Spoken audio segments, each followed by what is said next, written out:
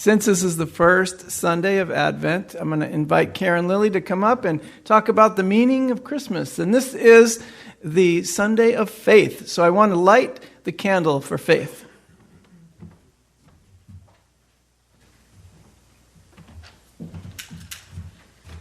What a great Sunday morning. I did this, I think it was 2 years ago, for the meaning of the Christmas ornaments. And I actually did it in honor of my mom, who had done this when she had gone to women's church groups and civic groups and brought her little Christmas tree and told what all the ornaments' meaning were. And I thought it would be really nice to bring that back. But today, being the first Sunday of Advent, we're going to talk about the Christmas tree and where it came from. I love history, so you have to bear with me a little here. They've been brought in the house for winter festivals since pagan times. Oh, I'm sorry, this mic. Since pagan times. In Europe, they brought in evergreen branches to decorate their homes and brighten the dreary winter spirit. I think they also brought them in because they brought their animals into the house in the winter, and I'm sure it was quite smelly. So I think the evergreen branches helped with that. It doesn't say that in any of the religious things I read. But the idea also in this pagan time was that the evergreen represented fertility and new life in the darkness of winter. That's not a Christian belief, that's a pagan belief. And that's how the holly and the mistletoe started too, because they bloom in the winter, and they're about the only things that do bloom in the winter. So the pagans brought those into their homes as well.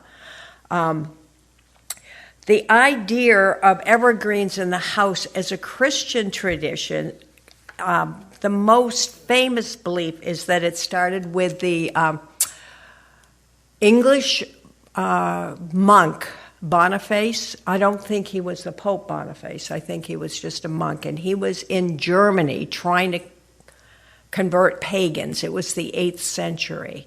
So he came around this group of pagans worshiping their god at the bottom of a beautiful, huge elm tree.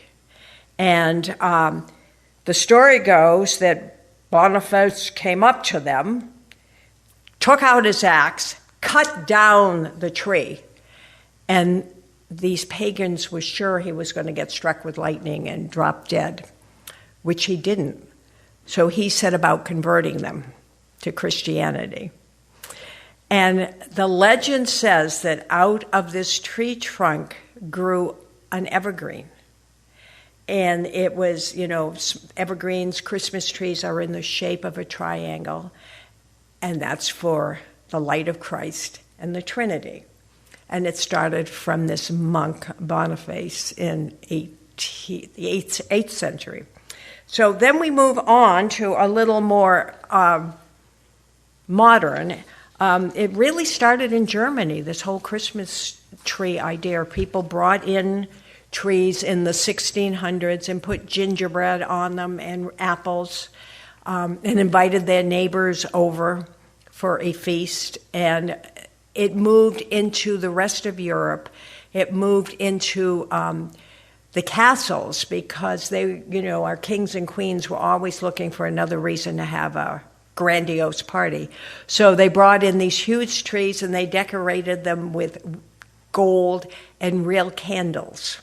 There were quite a few fires back in those days. But and it wasn't until Queen Victoria, whose mother was German and had always had a Christmas tree. So Queen Victoria and Prince Albert put up a Christmas tree and gathered all their children around, and someone painted a picture of it, and they put it in the London newspaper.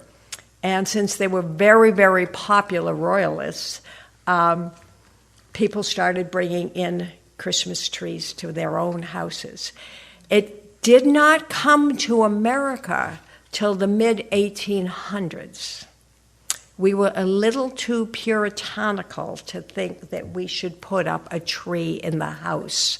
But today, a Christmas tree or a tree, an evergreen tree, is used by a lot of different religions. It's not just Christian. People celebrate around trees, and it's nice to know that other people use it too as a symbol for their spirituality. It doesn't necessarily just have to be Christian. So thank you. Next Sunday we'll talk about ornaments.